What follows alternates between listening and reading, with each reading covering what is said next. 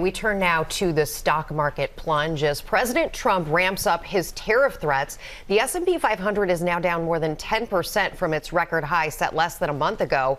Our chief White House correspondent, Mary Bruce, has the latest. Good morning, Mary. Hey, Rebecca, good morning. Well, the president insists the U.S. will ultimately benefit from these tariffs, but Wall Street is clearly not convinced, as we are seeing new signs this morning that Trump's trade war is taking a real toll on the American economy.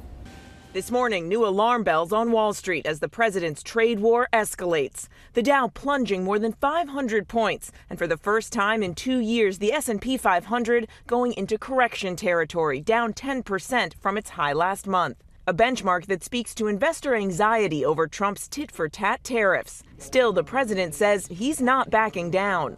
We've been ripped off for years, and we're not going to be ripped off anymore. No, I'm not going to bend at all. In fact, he's vowing to go even further, threatening a 200% tariff on all wine, champagne, and alcohol coming out of France and the European Union, saying it's in response to 50% tariffs on U.S. whiskey that the EU announced in retaliation to Trump's tariffs in the first place. The president insists his new move will be great for the wine and champagne businesses in the U.S., but the French trade minister says Trump is escalating a trade war of his own making and is vowing to retaliate, warning we will not give in to threats and will always protect our sectors. In Louisville, Kentucky, distillery owner Victor Yarbrough is having to rethink his business strategy.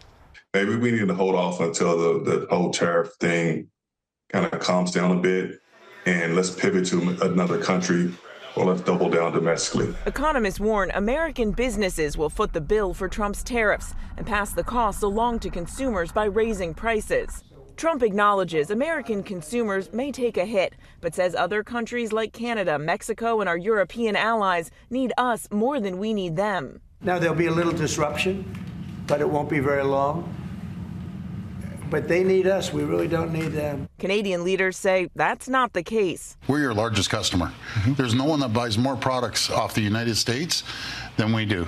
You're going to be paying a lot more for everything right across the board because you can't get aluminum anywhere else. In the Oval Office, I pressed the president. But many American small business owners say they are concerned that these tariffs are going to hurt them. What's your message to them? They're going to be so much richer than they are right now. And we have many. Yesterday, General Motors was in. They want to invest $60 billion. The people from Facebook were in yesterday. They're going to invest $60 billion by the end of the year. Other people are talking about numbers. Apple, as you know, a few days ago announced $500 billion investment. They're going to build their plants in the United States, which, as you know, almost all of their plants are in China. Now they're building in the United States. But it could take years for these big companies to build new facilities and train workers.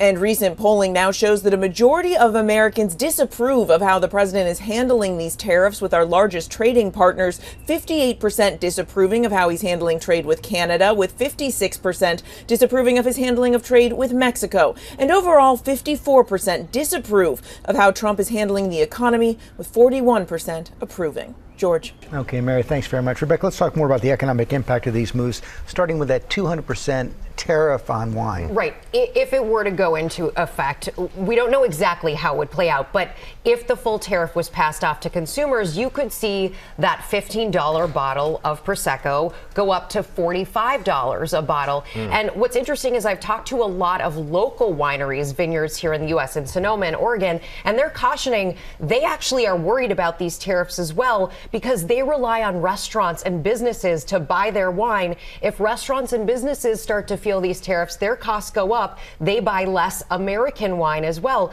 And they're dealing with the tariffs already for things like the cost of their bottles, which are making more expensive for the wineries. Lots of ripple effects right there. And we saw Mary talk about that poll right there. If American consumers start to register that disapproval, spend less, that could have a huge economic impact. Yeah, and we're hearing some of this from companies like the dollar store Delta talking about consumers starting to pull back. The more consumers pull back, the bigger impact it has on the economy overall.